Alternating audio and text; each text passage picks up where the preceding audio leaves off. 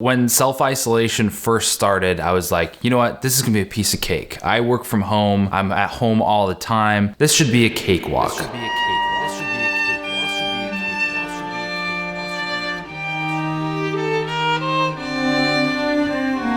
It was a lot harder than I thought it would be, especially at the beginning. My sleep schedule went to crap. I stopped showering right when I got up because I didn't really have anywhere to be. I also started playing a lot more video games. Looking for movement. Dude, my favorite thing in this game is running people over with my car. That's my favorite thing in general. So I think part of the reason why this quarantine was so challenging was because I think there's a huge difference between spending time at home and not being able to leave home. So for instance, with my own work habits, yeah, I work from home, but I also have this habit of leaving the house whenever I'm starting to reach a lull in my productivity, or when I'm kind of goofing off a little bit, I'll say, you know what, I should hit a coffee shop and start writing. But I don't have that option anymore. I also usually like hitting the gym, getting the blood pumping so that you can take your mind off things, re-energizing you for the day, but there's no gym anymore. They're all closed. Another huge barrier that I've been encountering is that I share this house with 3 other guys who I'm quarantining with. So since they're not going to university or work anymore, they're just here all day long, and we're all really good friends, so we distract each other a lot. Joel, he's filming. Jump on Apex.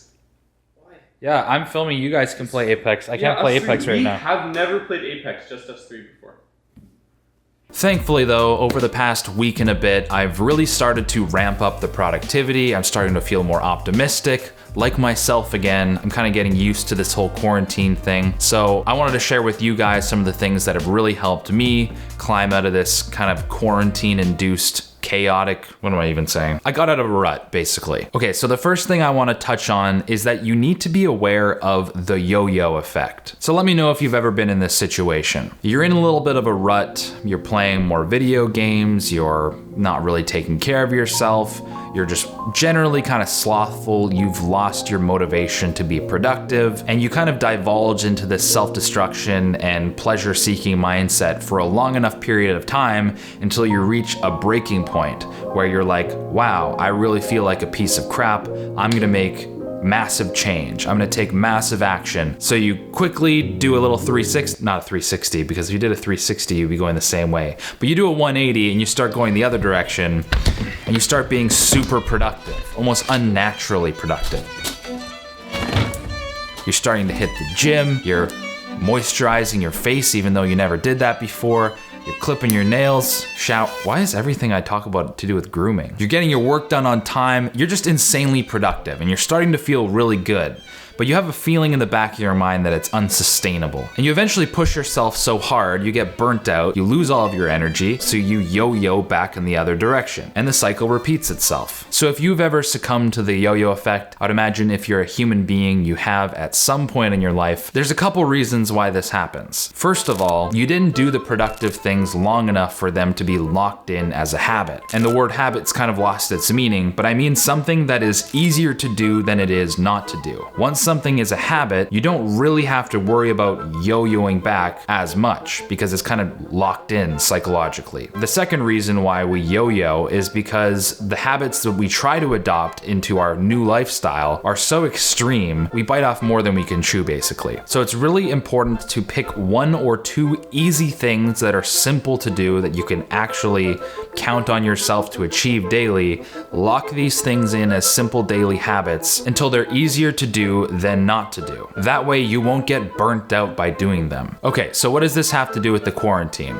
Well, that's my next point. The morning is the key. One thing I've noticed, especially during this quarantine, is that your morning shapes the entire rest of your day. In a pre-pandemic society, people usually wake up, they shower, they get dressed, pop something in their mouth, maybe grab a coffee because they have somewhere to be.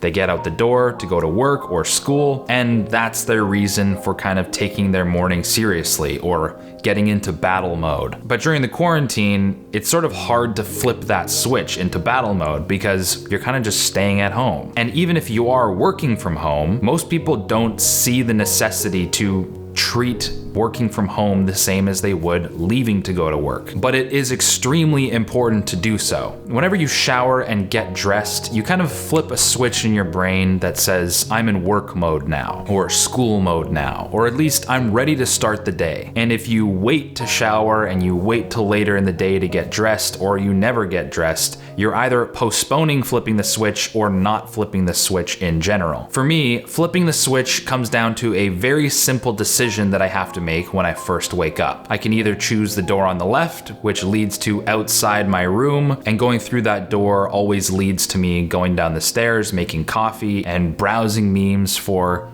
half an hour or the first hour of the day, checking social media, etc. Or I can choose the second door, which is the door on my right, which leads into my bathroom, which always leads to me taking a shower, putting clothes on, and then walking downstairs. It's a very simple decision, but mentally, I'm like two completely different people when I shower versus when I don't shower, when I'm in sweatpants versus when I actually got ready for the day. Sweatpants me likes to browse memes and check social media and binge YouTube. Showered me likes to light a candle and write some content for YouTube. So find out what your little decision is that you have to make every single morning and flip that switch as early as possible. The third point I want to make is to leverage boredom. So the quarantine is really boring. Spending all day, every single day inside is kind of a bummer. You start to run out of stuff to do pretty quickly. But something I never talked about with you guys on this channel is that this channel only exists because of boredom. And I only continued to make videos early on, especially when I wasn't getting any views, because of boredom. I'd ask my mom, like, hey, can I invite my friends over?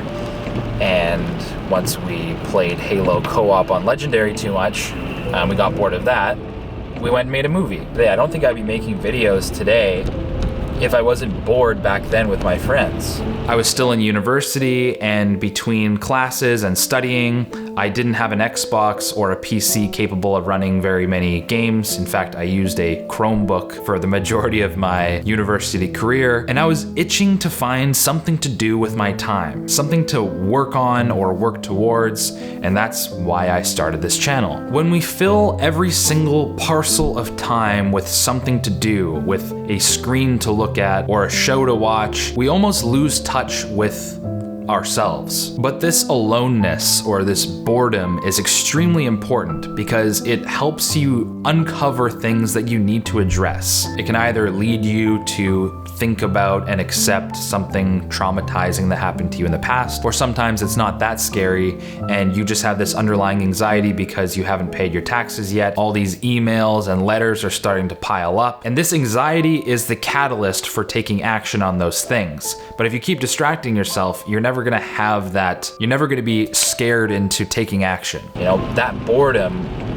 created sort of like this itch to, you know, go do something, to be, you know, to fill time instead of just like having your time filled for you via social media. So you're gonna have a lot of time during this quarantine to sit alone with your thoughts and try to figure out what the most important thing in your life is. Don't distract yourself from this feeling. So the last point I want to talk about is probably the most important, and that's this idea of using the quarantine to your advantage. It's very easy to take on a victim role. In fact, it makes a lot of sense. There's a compelling reason to play the victim during a pandemic because you can't really do anything about it. It feels out of your control. It's scary. It's untreaded territory. There's tons of reasons why you can fall into feeling helpless or confused or lose your way in some form or another. It's a lot harder, but probably a lot more advantageous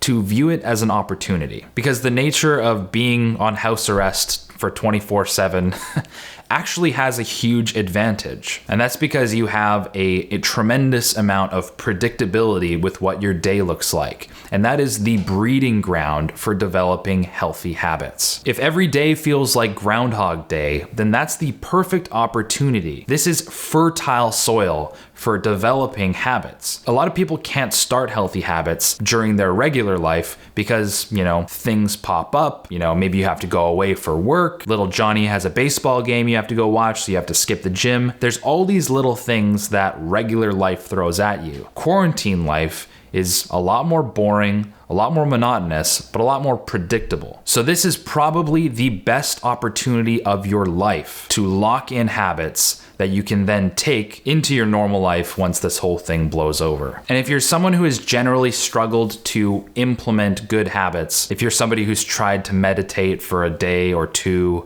or 3 and then it kind of falls off, or you tried to develop a habit of reading and then that kind of falls off, then I'm actually gonna re-recommend a book that I've already recommended on this channel, but I think it's the most important book you can read at a time like this, and that is Atomic Habits by James Clear. I'm rereading it myself and I'm uncovering so many things that I somehow missed before. And it's making me realize it's one of those books that you should read several times. And I highly recommend checking out the audiobook version, specifically using today's video sponsor, Audible. And that is because it's actually narrated by the author himself. So his personal anecdotes that he wrote about in the book really hit home and feel more personal. Not only does Audible have the largest selection of audiobooks on the entire internet, but every single month they send you 1 credit, which you can spend on any audiobook in their entire library. And they also send you 2 Audible originals. And one of the best things about Audible is that if you decide to cancel your subscription at any point, you still keep your entire library of books, including the books that you got for free using their credit system. So it's kind of a no-brainer, especially at a time like this when you have the opportunity to develop a reading habit. So to sign up for your free 30-day trial and listen to James Clear's Atomic Habits, click the link in the description below or text Better Ideas to 500-500. Once again, to sign up for your free 30-day trial, click the link in the description or text Better Ideas to 500-500. So I was editing this video and I figured that I would take this opportunity to tell you about Mormonism.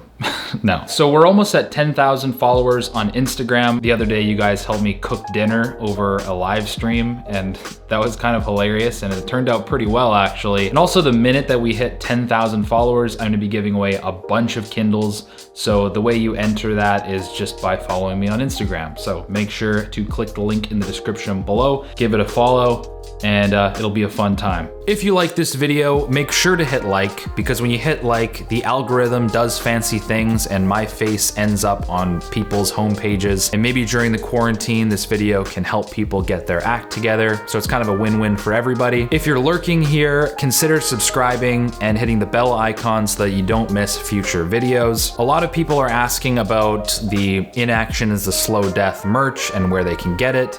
I think the Teespring shelf still shows up on mobile, but in any case, we're redesigning the shirts. We're making some sweatshirts and all that kind of stuff. I need to wait for it to come in the mail so I can take some product shots, etc., etc. But yeah, they look awesome. But other than that, thanks a lot for watching and we'll catch you in the next video.